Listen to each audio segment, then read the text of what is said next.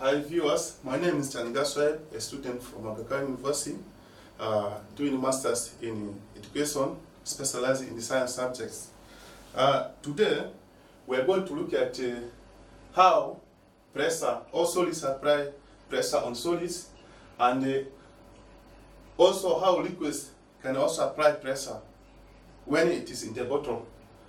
But first of all, we need to define what is called pressure. What is pressure in physics? We say pressure is force acting on a surface per unit area. This is force, it is acting on this surface, the unit area, it is perpendicularly acting on the surface area of the place. So the standard unit for pressure is Newton per meter squared. We all know that the SI unit for force is newtons, then the standard unit for area is meters. Therefore, that's why the standard unit for pressure is newtons per meter squared, sometimes also denoted by Pascal. Why is it called Pascal? It is called Pascal in order to honor the achievements of a French scientist called Blaise Pascal for his achievements in hydrostatics and hydrodynamics. Let us now look at example of how pressure or how solids apply pressure on solids. I have these items here. I have a knife, I have a citrus. You know, this knife has two edges. We have the cutting edge and we also have the blunt edge. Let's see how these two surfaces are going to apply pressure on it and the reason behind it. I begin with the cutting edge. You can see here how much force I use in order to cut the citrus. It is not going through. What could be the reason? The reason is that the surface area of the blunt edge is bigger. As a result, the pressure or the pressure applied on the citrus is being reduced. On the other side, let us try to use the other cutting edge of the knife. You can see how easy it is to cut the citrus.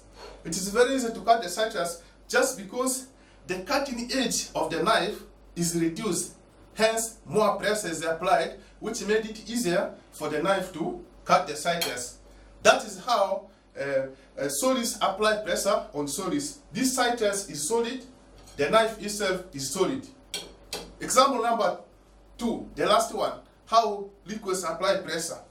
I have water bottle, water. This is water filled in a bottle. As this water is being filled in a bottle, you will see to it that when I cover this water, I put the top, there's nothing else happening, and I want to make a hole using this pin into the water to see how the pressure reacts. I'm making a hole. I've made a hole. You see, the water is not leaking. But if I try to apply force, you can see what is happening. I'm applying force and the pressure in order to make sure that the water comes out. But the cap is still there. But I want to remove the cap. Sorry, I want to remove the cap to make sure that the air goes inside. You can see slowly. You see, the air goes inside. The air is exerting pressure, and as a result, it goes outside. It allows the water to move outside.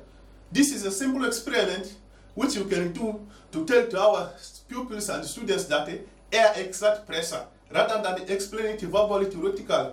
But if you do it practically, it will be very easy for the students and the learners to know that it truly air exerts pressure. Let me do it once again. I'm removing the cap. This cap, the water is unable to leak just because there is no way air can go into the bottle to force the water come out. But if I remove the cap of the bottle, you see, air is exerting pressure, and as a result, it is forcing the water to move out. I'm putting the cap back. You see, is it leaking? There's no way that the air can go through when the bottle is having the cap. There's no pressure applied. That's the reason behind, and that is very easy experiment to explain that air exerts pressure. Thank you very much. For more information on pressure issues, you can contact me on changasweb@gmail.com. Thank you very much.